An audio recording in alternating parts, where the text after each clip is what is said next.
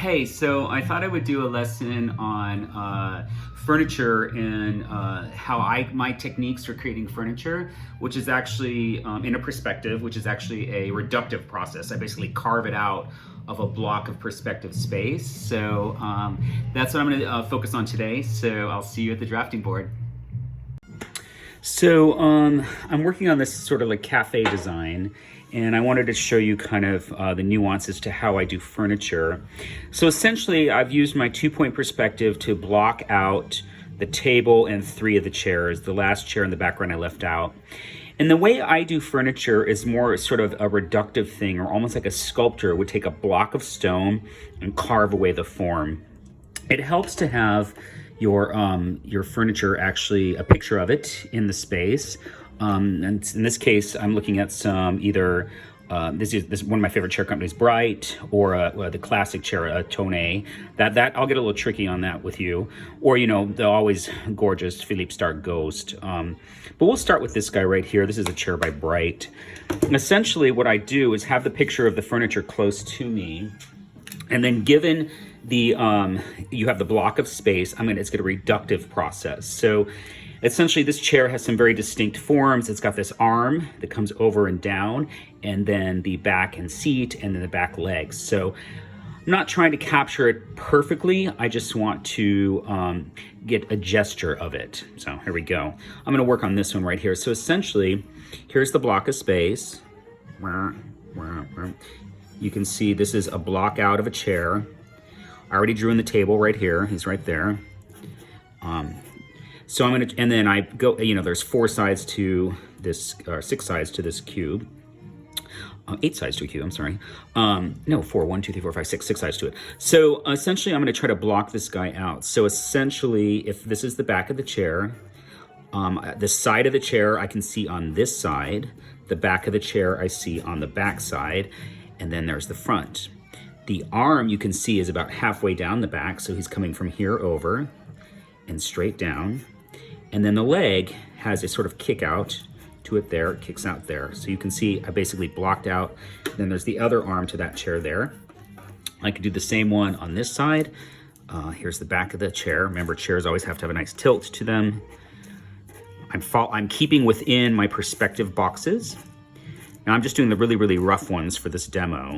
And then I'll go back with a straight edge and get them better. This particular chair I've used a couple of times. It has a gorgeous sort of detail on the back there.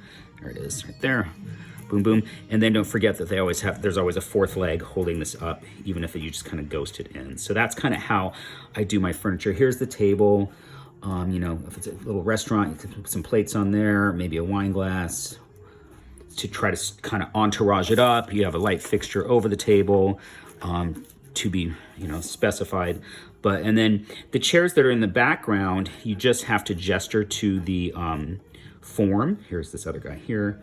You don't have to worry about the entire form because they end up getting hidden by the table. This guy here, you're going to want to go ahead and add his legs, but for the most part he's hidden by the table. So that's how you get a seating group. We could do it in another styles. Just the Thone one, this is a little bit trickier. I'll do that one in a second as a separate demo. So I wanted to continue the discussion a little bit on how to create furniture.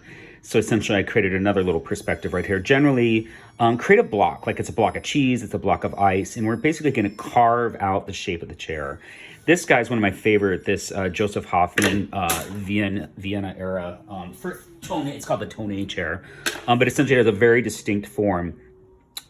Generally, furniture is below the horizon line, so you're going to kind of see the top of it. So I've just kind of blocked out this shape that's generally the proportion of the chair.